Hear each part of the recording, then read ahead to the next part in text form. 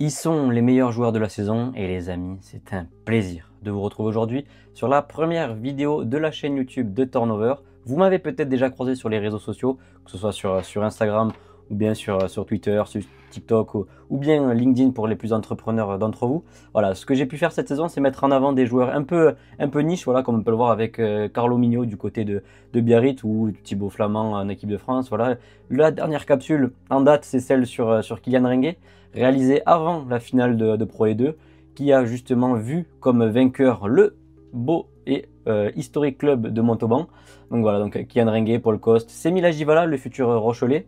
Voilà, plein d'autres joueurs, Rodrigo Marta, Chabouni, le néerlandais Boris Adingoro et tant d'autres joueurs. Mais aujourd'hui, on est là surtout pour parler des meilleurs joueurs de Pro D2. Le cinéma a les Oscars ou les Césars, la musique a les Grammys. Nous, cette saison, on aura les awards de Turnover. Donc on va essayer d'élire et de récompenser les joueurs avec une façon bien à nous, on va dire, avec voilà, en récompensant. On va pas forcément élire les meilleurs talonneurs, les meilleurs demi d'ouverture, les meilleurs entraîneurs de la saison, mais on va élire un peu avec des catégories bien marquées, bien identifiées à Turnover. Donc on va commencer dès à présent avec la première catégorie, donc la catégorie des rebounds. Donc ça va être pour récompenser voilà, les joueurs qui ont su un peu renaître justement après une période compliquée, que ce soit dans leurs anciens clubs. Voilà, ils se sont allés se mettre en danger en signant en Pro D2 et grand bien leur en a pris parce que justement ils ont réussi à performer. Et donc on va essayer de les récompenser pour justement les mettre en avant et voilà un peu les féliciter d'avoir pris ce choix-là de signer dans cette deuxième division française. Deuxième catégorie, donc ça va être la catégorie des joueurs boostés.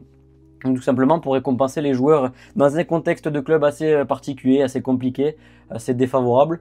Ils ont réussi justement à performer en étant dans un contexte voilà, qui était un peu à dire, compliqué. Voilà. Donc il y a plusieurs joueurs moi qui me sont venus en tête justement en réfléchissant à cette catégorie-là. Donc on va essayer de récompenser ce style de joueur-là pour penser aussi à tous les joueurs de la Pro D2 et récompenser vraiment la plus grande majorité. Et voilà, pas penser uniquement aux clubs qui ont su performer au haut du tableau. Il y a aussi des bons joueurs qui jouent le maintien. Et voilà, c'est ce qu'on va essayer de voir tous ensemble. Troisième catégorie, donc ça va être la catégorie Target pour récompenser du coup les meilleures recrues de la saison. Voilà, les meilleures recrues de Pro E2 sur cette édition 2024-2025. Là, je pense qu'il y a plusieurs joueurs déjà qui peuvent vous venir en tête. Mais voilà, on va essayer tout simplement ensemble de voir quel joueur a été le plus dominant, le plus performant cette saison-là. Et je vais essayer d'argumenter avec vous. Voilà, vous donner les raisons de ma sélection et de mes choix. Ensuite, catégorie rookie pour célébrer et pour récompenser les joueurs qui ont fait leur meilleure première saison en professionnel. Quel joueur aura fait un bon début de carrière en quelque sorte.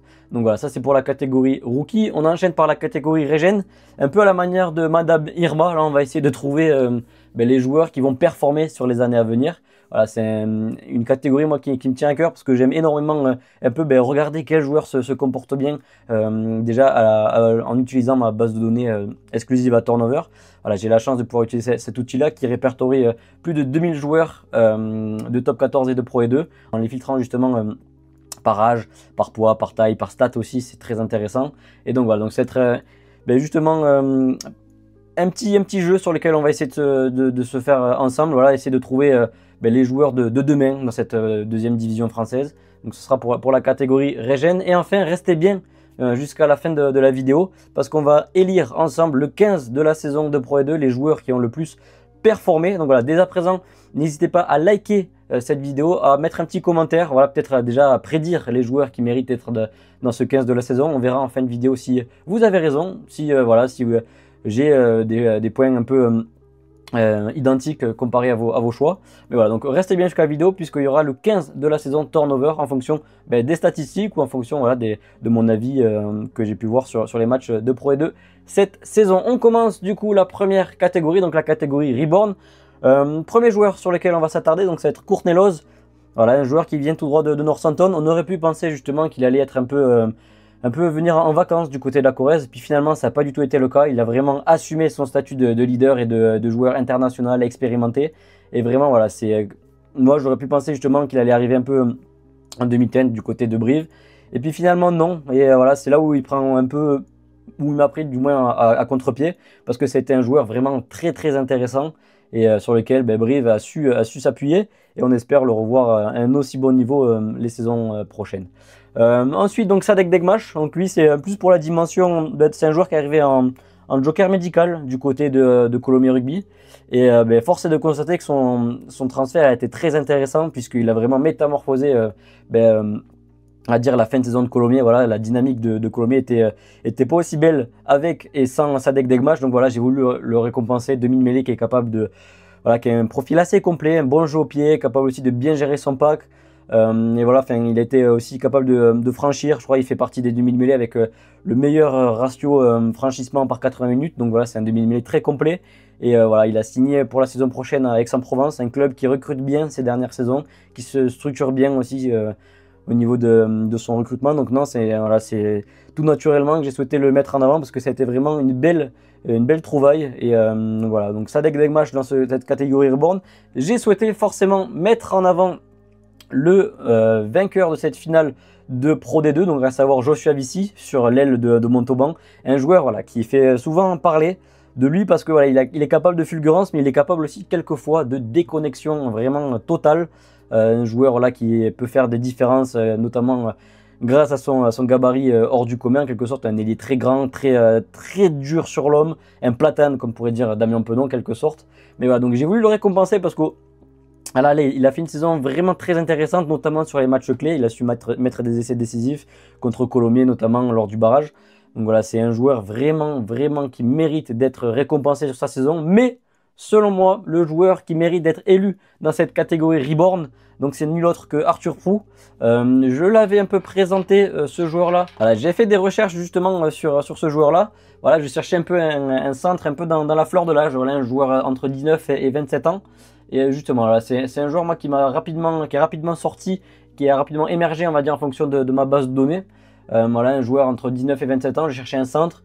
Et voilà, c'était celui qui dominait le plus en fonction des plaquages réussis, des franchissements par 80 minutes et des ballons grattés par 80 minutes.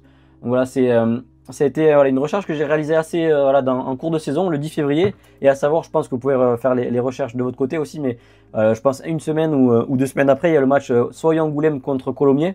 Et sur ce match-là, il claque un triplé vraiment. Donc voilà, c'est pour aussi confirmer, on va dire, que les stats permettent aussi de retrouver certains profils émergents. Et là, en l'occurrence, voilà, Arthur Proux, il a fait une saison vraiment formidable.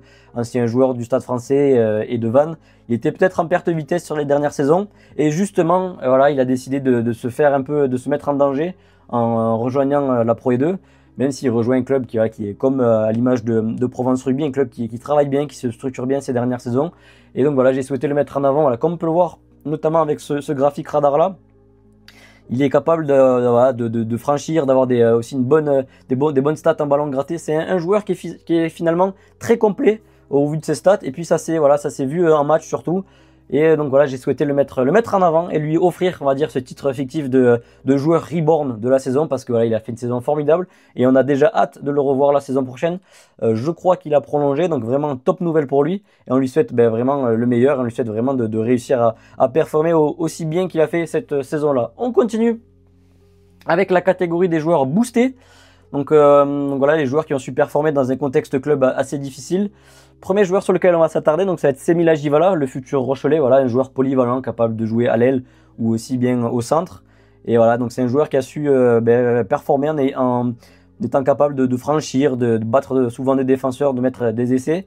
Donc voilà, si on devait penser à un joueur facteur X du côté de Mont-de-Marsan, forcément, obligatoirement, on doit penser à Semila Jivala. Donc voilà, ça se retranscrit un peu dans cette catégorie-là. J'ai souhaité mettre en avant un joueur de Mont-de-Marsan et voilà, nul autre que Semila Jivala pour intégrer cette catégorie-là. On continue avec Ali Verity Loa. Lui, un peu pareil que pour Arthur Proux. Voilà, j'ai souhaité me renseigner sur le recrutement justement de Clermont. Voilà, il fait un peu souvent jaser en ce moment, on va dire, le recrutement de Clermont. Voilà, ils ont pris des joueurs. Peut-être, c'est peut-être pas le haut du panier justement, mais là ils sont allés chercher vraiment quelqu'un qui se place justement très haut au niveau des statistiques avec Ale Verity Loa, donc le centre de Nevers. Alors c'est un joueur qui est leader statistique en passe par 80 minutes, en offload par 80 minutes, en ballon gratté par 80 minutes et c'est le second meilleur marqueur d'essai par 80 minutes et également je crois qu'il se place dans le top 5 aussi par plaquage réussi par 80 minutes. Donc voilà, c'est un joueur qui est vraiment très bon. pour en avoir aussi discuté avec certains joueurs de Pro E2, ils m'ont confirmé justement qu'en match, vraiment, c'était un joueur redoutable. Donc je pense que Clermont est allé récupérer un joueur très intéressant et on a hâte forcément de le voir les saisons prochaines parce que c'est vraiment un joueur très intéressant dans les stats mais également en match. Ensuite, j'ai souhaité mettre en avant Valentin Guéraud du côté du SUA. Voilà, c'est un joueur, voilà, je voulais mettre en avant un joueur de ce club-là. Même si, on va dire, la direction et le club est assez flou à suivre ces dernières saisons. Mais voilà, j'ai souhaité mettre en avant ce troisième ligne-là, assez jeune. Je pense qu'on entendra parler peut-être un peu plus la saison prochaine. Mais voilà, c'est un joueur très intéressant. Mais selon moi, forcément, on en a entendu beaucoup parler cette saison. C'est Hugo Sun, donc le prodige, enfin le jeune demi d'ouverture d'Aurillac. Voilà, un joueur de la génération 2000, si je ne me trompe pas. Voilà, il était l'an dernier à Blagnac. J'avais eu la chance justement de le voir à l'œuvre à Blagnac l'an dernier. Voilà, je regardais, je m'occupais à dire des stats d'un talonneur de Blagnac justement.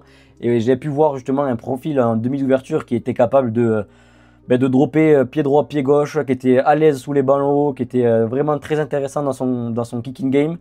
Et voilà, donc un joueur avec énormément de réussite. Voilà, même en national, ça lui souriait déjà la réussite, que ce soit sous les rebonds, etc.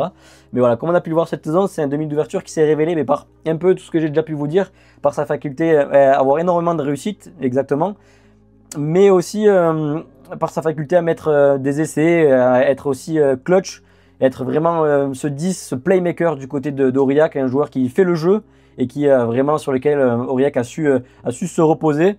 Et justement, Hugo Sun et ses coéquipiers se sont maintenus sur un barrage assez facile, vraiment, voilà, avec un barrage vraiment facilement gagné du côté d'Aurillac. Mais voilà, je pense aussi, ça se retranscrit aussi dans son graphique radar avec le meilleur taux de franchissement par 80 minutes. Voilà, c'est le meilleur 10 qui performe à ce niveau-là. Je l'ai comparé comme Arthur Prou avec un profil médian. Là, pour le coup, c'est le profil médian au poste de demi d'ouverture. Et comme on peut le voir, voilà, c'est un profil qui est très complet. Voilà, il surnage à son poste et voilà, ça se retranscrit bien, pardon, aussi bien en match que sur les stats. Et donc voilà, c'est logiquement que je le récompense de ce titre de joueur boosté de Pro D2 parce qu'il a vraiment fait une saison excellente et on a hâte de le revoir la saison prochaine à Aurillac ou ailleurs, mais je pense qu'il devrait rester du côté d'Aurillac pour la saison prochaine. On continue avec justement, en parlant un peu de saison prochaine, des meilleurs recrues de la Pro D2 de cette saison. Donc le premier joueur, bon malheureusement, apparemment il devrait prendre sa retraite à cause des commotions, mais c'était une recrue qui venait tout droit d'Argentine, Joaquin de la Vega, un demi d'ouverture vraiment très élégant. Voilà, capable de bien faire jouer son équipe, d'être vraiment très complet. J'ai souhaité le mettre en avant parce qu'il était vraiment très intéressant. Et à l'image des autres, j'en avais parlé déjà dans la saison, avec notamment un petit contenu sur les joueurs à recruter en Pro D2. Donc c'était le 22 novembre 2024, voilà, où j'avais fait une petite sélection des demi d'ouverture intéressants à superviser pour la saison prochaine. Donc j'avais déjà parlé de Joaquin de la Vega, j'avais parlé de Hugo Sun et d'un joueur moi, qui m'intéresse à Nevers, donc Tom Deleuze, qui était aussi blessé. Mais voilà, pour revenir sur Joaquin de la Vega, donc c'était un joueur vraiment très intéressant à suivre cette saison-là. Comme j'ai pu vous le dire, un demi d'ouverture très élégant à voir jouer, avec une bonne science du kicking game. Voilà, vraiment un pur argentin, vraiment dans tout ce qu'on peut imaginer du joueur argentin. Élégant, vraiment très... Mais malheureusement, il ne sera pas là la saison prochaine. Il a dû prendre sa retraite à cause des commotions cérébrales. C'est dommage, mais voilà, j'ai souhaité le mettre en avant parce qu'il a fait vraiment une belle saison. Mais voilà, on continue du coup avec Alex Massibaka. Donc lui, il était déjà là, je crois, à Soye-Angoulême la saison précédente, mais de nouveau prêté, donc c'est techniquement une recrue. On joue un peu sur les mots avec Turnover, mais là, du coup, avec Soye-Angoulême, Alex Massibaka, il a fait une très belle saison. Moi, j'ai vraiment adoré le découvrir. Et vraiment, voilà, dans les franchissements, dans sa capacité à tenir le ballon, à avancer avec le ballon. Franchement, belle découverte du côté d'Alex Massibaka, qui a justement rejoint le staff, l'équipe de l'Écosse cet hiver. Donc voilà, très content de le mettre en avant sur cette catégorie-là. Mais voilà, on continue du coup avec Caleb Timou. On parlait de possible retraite pour Joaquin de la Vega. Lui, il était possiblement également à la retraite, mais il a rapidement rejoint Colomiers Rugby justement pour s'en sortir. Et grand bien lui en a pris parce qu'il a été vraiment décisif. Voilà, un profil gros porteur au poste de numéro 8. Voilà, il a su mettre son club dans l'avancée, consommer des défenseurs. Voilà, il a été vraiment très intéressant.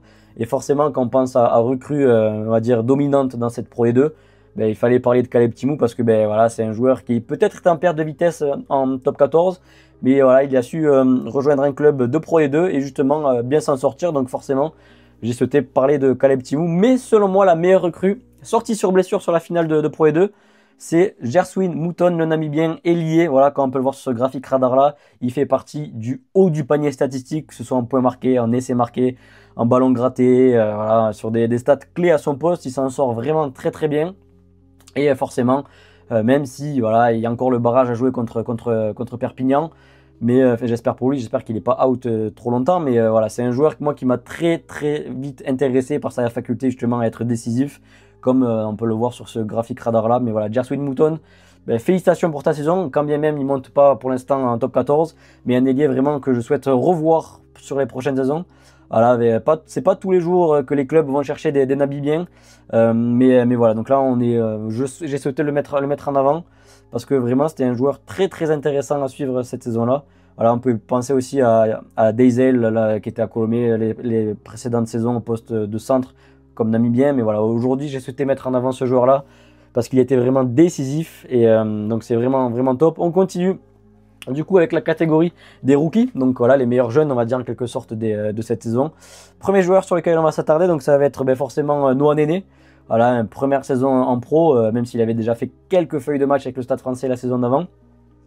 Moi, c'est un joueur qui m'a rapidement sauté aux yeux parce qu'il a une faculté, en étant aussi jeune, à être performant, à être vraiment décisif. Et en fait, finalement, quand je filtrais un peu le début de saison, quand je filtrais un peu mes datas en début de saison, il y avait un profil qui ressortait, c'était celui de Noah Néné. Voilà, un centre qui est capable de franchir, qui est capable de faire jouer ses équipes, de gagner du terrain, de aussi avec une bonne qualité de jeu au pied, un jeu au pied long et profond. C'est pas tous les centres qui ont cette palette-là, on va dire, surtout à cet âge-là. Moi, je le comparais un peu à Gaël Ficou. Elle a un profil de centre grand, il est aux alentours des 1m95. Il y avait Fabien Galtier qui avait justement dit qu'aujourd'hui, au niveau international, les centres, il fallait à minima, bon, ça ne veut pas forcément dire grand-chose, il y a des critères techniques, il y a des critères physiques, mais voilà, ils avaient dit justement qu'au niveau international, les centres, ils font à peu près 1m95 parce que sous les ballons, il faut quand même des fois avoir de la taille justement pour sortir vainqueur de ce genre de duel-là. Et voilà, justement, Noah Néné rentre un peu dans ces critères-là et je pense qu'à l'avenir, on risque de l'entendre parce que c'est vraiment un joueur très très intéressant. Moi, vraiment mon coup de cœur, on va dire, au poste de centre. Voilà, sur cette saison-là, parce qu'il a tellement éclaté de son talent. J'ai encore en tête son match contre Colomiers ou bien contre Mont-de-Marsan, pardon, où il a fait vraiment un match XXL à franchir et à marquer des essais vraiment incroyables. Donc Noah Néné intègre cette catégorie des rookies, forcément. Ensuite, Hugo Sun, première saison en Pro D2, il se révèle de cette manière-là, obligé de parler de lui. Mais voilà, donc c'est vraiment une belle révélation, Hugo Sun, du côté d'Aurillac. Ensuite, Alex Massibaka, comme j'ai dit tout à l'heure, voilà, je souhaitais un peu le mettre en avant dans cette catégorie-là parce qu'il a vraiment fait une belle saison, quand bien même c'est pas sa première saison. Il fallait en parler et je pense que Alex Massibaka mérite. On va dire, je me suis dit, je vais l'intégrer, on va se mettre dans la tête qu'on est un directeur sportif et faire comme si on était au basket justement et choisir les meilleurs picks. S'il y avait une draft, quel first pick je devrais choisir. J'ai souhaité mettre Alex Massibaka parce que quand on pense à cette idée-là, on se dit que forcément Alex Massibaka est dans les premiers noms qu'on devrait choisir si on devait recruter en Pro D2. Donc voilà, mais selon moi, le meilleur rookie, à proprement parler, c'est Hugo Pacom qui a rejoint Stade Rochelet pour la saison prochaine. Voilà, un jeune arrière qui était vraiment très intéressant. Il avait déjà un peu commencé à jouer pendant les matchs de Coupe du Monde du côté de Colomiers la saison dernière. Il m'avait déjà intéressé parce que vraiment il a une qualité de jeu au pied très intéressante, une science du kicking game, du jeu au pied, du gain de terrain qui était vraiment très très intéressante également. Un joueur avec une belle qualité de vitesse, une belle technique individuelle également. Donc voilà, c'est tout naturellement que j'ai souhaité le récompenser de ce titre-là de meilleur rookie parce que vraiment c'est un joueur qui m'a vraiment superbement bluffé. Un joueur sur lequel on va vraiment s'attarder les prochaines saisons parce que c'est un jeune joueur. Moi j'adore suivre les jeunes joueurs, les jeunes pépites, les découvrir et les faire découvrir. Voilà, si jamais c'est un peu votre choix aussi en termes de rookie de Pro D2, n'hésitez pas à le mettre en commentaire, à me dire si jamais il y a d'autres choix. Peut-être on aurait pu parler de Mathis Ferté, on aurait pu parler de Wilfried Duleux et de tant d'autres joueurs. Mais j'ai souhaité mettre en avant Hugo Pacom parce que moi c'est un joueur sur la durée. Voilà, il a fait une saison pleine, plus de 1000 minutes. Voilà, c'est très intéressant pour un jeune joueur. Et donc voilà, il a su être régulier, même si son club n'a pas pu passer le barrage contre Montauban, mais voilà, il a fait une saison vraiment très complète et je pense que c'était le bon moment pour récompenser ce joueur-là. On continue du coup avec un peu les prévisions pour la prochaine saison. Mais j'ai souhaité aussi récompenser la saison actuelle avec Kylian Ringuet, qui a été très très intéressant, voilà, joueur de la génération 2003, 3e ligne, même 96. Vraiment un joueur très intéressant, qui monte en top 14. Un joueur sur le long de la saison qui a été parmi les leaders au niveau des plaquages réussis par 80 minutes. Vraiment, toute la saison, il faisait partie du top 5. Donc vraiment, superbe félicitations, vraiment incroyable Kylian Ringuet qui a fait une belle saison. Donc voilà. Ensuite, on continue avec Anoa Laurent. Lui, c'est un demi-mêlée qui a fait ses premières minutes au cours de l'année 2025. Voilà. Moi, ce qui m'a interpellé chez lui, c'est sa capacité justement à coller le ballon, à vraiment bien faire jouer ses équipes, une belle qualité de passe déjà à son âge. Donc c'est très intéressant. Donc je vais le suivre les prochaines saisons parce que vraiment, je pense qu'à Biarritz, s'il reste en Pro E2, ce serait un joueur sur lequel on va s'attarder. On peut aussi penser à Carlo Migno, également brésilien, que j'ai pu présenter sur mes capsules vidéo Rugby Scout. Donc n'hésitez pas également à suivre mes réseaux sociaux si vous voulez découvrir d'autres joueurs. Mais voilà, donc Anoa Laurent, sur les prochaines saisons, on va te regarder parce que ça a été vraiment un joueur très intéressant à suivre. Son compère avec lequel il a gagné le championnat Krabos, je crois, du côté de Brive, c'est Lucas Keletaona, donc un demi d'ouverture normalement qui devrait avoir plus de temps de jeu la prochaine saison. Ils lui ont fait de la place. Il y a Rafi qui a signé en prêt du côté de Clermont avec Brive, donc voilà, je pense qu'il aura un peu plus de temps de jeu. Puis Broncan fait énormément confiance aux jeunes, donc je pense que, je l'espère, il aura du temps de jeu. Mais voilà, donc ensuite le joueur mystère sur lequel j'ai envie de parler, c'est nul autre que Guillaume Lafont, 2000 mêlées de Colomiers Rugby. Il est en Krabos cette saison-là. Normalement, Colomiers, des informations que je peux avoir ici et là, Colomiers devrait lui faire confiance pour la saison prochaine. Il a refusé Bordeaux-Bègles. Voilà, il y a eu énormément de clubs de top 14 qui se sont intéressés à lui, que ce soit les La Rochelle, les Stade Toulousain, et bien évidemment du coup Bordeaux-Bègles, mais il a préféré rester quelques années de plus du côté de Colomiers. Voilà, c'est un demi-mêlée pour vous présenter un peu rapidement. Demi-mêlée avec vraiment un style de jeu très intéressant, puisqu'en fait Guillaume Lafont, voilà, il est très explosif, il a un bas du corps très solide, tempérament aussi très intéressant, voilà, pour l'avoir vu jouer à plusieurs reprises, même s'il a eu un peu des blessures cette saison. Voilà, c'est un joueur qui est capable aussi de faire parler son tempérament, un gros caractériel. Donc je pense que si il s'intègre bien au vestiaire et au monde professionnel, je pense qu'on devrait en entendre parler. Je prends un risque à parler de lui parce que bon, c'est un jeu dangereux, c'est réalisé par des professionnels. Il ne faut pas parler non plus de tous les mineurs des championnats Krabos, mais selon moi, c'est un joueur moi qui m'a vraiment tapé dans l'œil, très intéressant. Puis on va dire dans la banlieue toulousaine, il commence déjà à se faire un nom. Beaucoup de joueurs le connaissent déjà. Donc voilà, c'est un joueur sur lequel moi je vais m'attarder. J'espère qu'il aura du temps de jeu la saison prochaine à Colomiers. Colomiers, semble-t-il, lui fait confiance. Donc voilà. Ensuite, donc, on commence par le 15 de la saison. J'ai choisi en pilier gauche Thomas Buet. On a pu le voir lors des dernières minutes contre Grenoble lors de la finale de Pro D2. Il a été vraiment très bon en mêlée fermée. Enfin voilà, c'était un joueur très intéressant. Il résiste bien en mêlée, une bonne tenue en mêlée. Puis c'est un joueur assez jeune. Voilà, moi j'aime bien mettre en avant des joueurs jeunes, surtout en Pro D2, parce que je pense que ce sont des joueurs qu'on risque de revoir les prochaines saisons. Et pareil, son compère à droite, donc Seydou Diakité, du côté d'Angoulême. Voilà, j'ai souhaité le mettre en avant également, un peu dans la même stratégie, c'est de mettre en avant des joueurs assez jeunes à ce poste-là.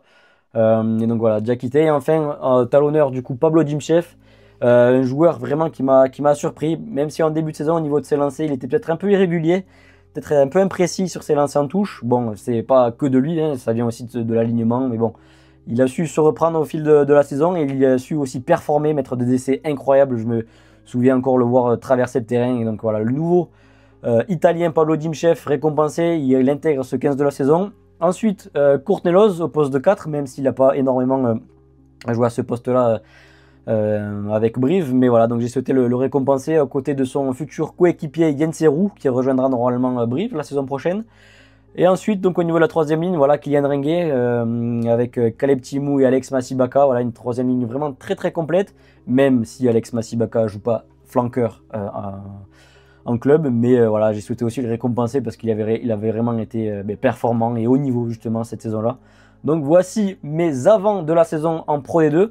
On continue donc avec mes arrières justement de la saison. Donc une charnière du coup avec Sadek Degmach et Sam Davies. Malheureusement, Sam Davies n'a pas su justement qualifier son équipe en mettant des points lors de la finale. Mais au vu de sa saison, voilà, ils ont survolé la saison en Pro D2 en championnat.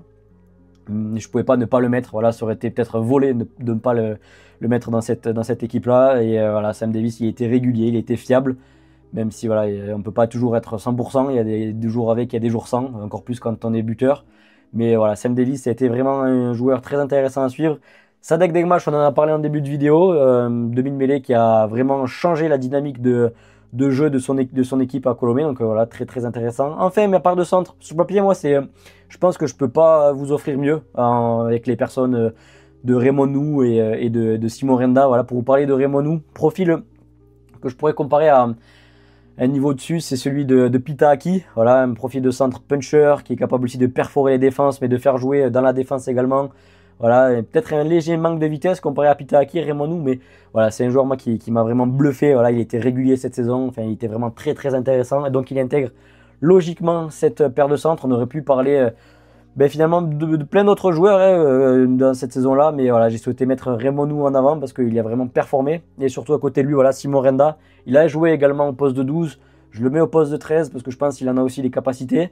Voilà, l'ancien Toulousain qui a fait une très belle finale, de très très belles phases finales, pardon, et donc voilà, donc Renda vraiment au poste de 13, voilà, joueur vraiment fiable sur lequel je pense Montauban va s'appuyer pour la saison en top 14, et voilà, et à côté du coup pour le triangle derrière, donc j'ai constitué du coup Rodrigo Marta, Gerswin Mouton et Gabin Lor. Rodrigo Marta, j'aurais pu le mettre au poste de 13, mais j'ai souhaité justement le mettre à l'aile.